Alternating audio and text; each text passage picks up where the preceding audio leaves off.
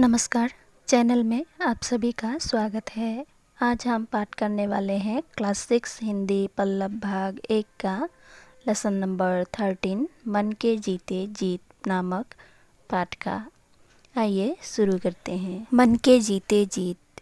स्वाधीनता दिवस पर सामूहिक रूप से समारोह मनाया जाता है। इसमें सभी संप्रदायों के लोग भाग लेते हैं। शीला के पिताजी हर साल इस समारोह में भाग लेते हैं। शीला को भी समारोह में भाग लेने की इच्छा हुई। शीला, पिताजी, मैं भी आपके साथ स्वाधीनता दिवस का समारोह देखने जाऊंगी। पिताजी, तुम भी जाओगी क्या? अगर जाना है तो जल्दी जल्दी तैयार हो जाओ, नहीं तो देर हो जाएगी। नहा धोकर नाश्ता करने के बाद बाप बेटी दोनों घर से निकल पड़े। समारोह स्थल पहुंचते पहुंचते उन्हें आधा घंटा लग गया। समारोह शुरू होने ही वाला था। दोनों अपने अपने स्थान पर बैठ गए। इतने में जनगण मन संगीत चारों तरफ गूंज उठा। सभी सम्मान में खड़े हो गए। उस दिन शीला बहुत खुश थी, खासकर तरह तरह के नृत्य देखकर और गाना सुनकर उसे बहुत आनंद मिला। शीला को वो गाना बहुत पसंद आया। सारे जहां से अच्छा हिंदुस्तान हमारा। कई लड़के लड़कियां कतारों में खड़े होकर यह गीत गा रहे थे।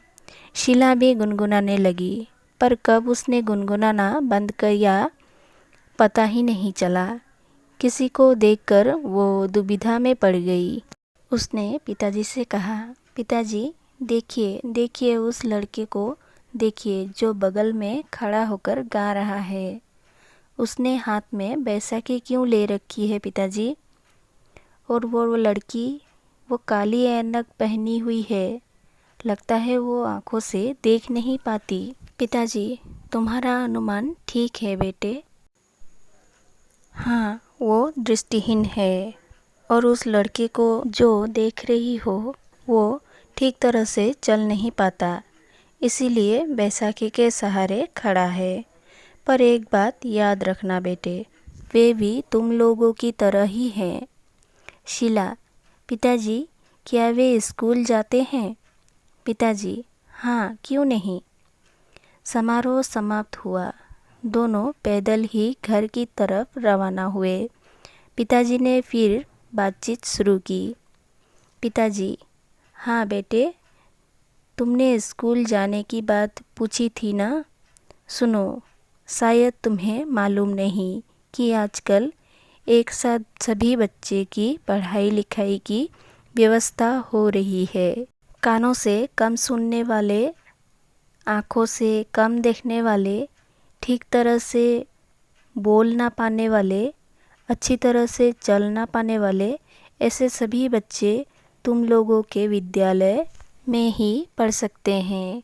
खुशी की बात यह है कि आजकल सभी प्रकार के विद्यालयों को एक साथ एक ही विद्यालय में पढ़ने की व्यवस्था की जा रही है। शीला, पिताजी, उस दिन मैंने मामा जी के घर में सूरदास जी की तस्वीर देखी थी। वे भी तो दृष्टिहीन थे ना? क्या वे भी दृष्टिहीन विद्यालय में पढ़ते थे? पिताजी, नहीं बेटे, सूरदास जी के ज़माने में इस तरह के विद्यालय थे ही नहीं। वे बहुत ही अनुभवी थे। वे अपने साधना और लगन के बल पर ही इतने महान कवि बने। शीला, पिताजी, तब तो शारीरिक रूप से बाधाग्रस्त व्यक्ति भी सफल हो सकते हैं। पिताजी, हाँ बेटे, तुमने सही समझा। मैं अपने एक सहपाठी की बात बताता हूँ, सुनो। हमारे साथ एक लड़का पढ़ता था। वो बहुत तेज़ था। नाम था जोसेफ। उसे ठीक तरह से सुनाई नहीं देता था। वो कानों में सुनने का मशीन लगाया करता था। वो बढ़िया गाता भी था। उस दिन मैंने सुना कि वो आजकल किसी महाविद्यालय में अध्यापक है। शीला अध्यापक जोसेफ के बारे में सोचने लगी।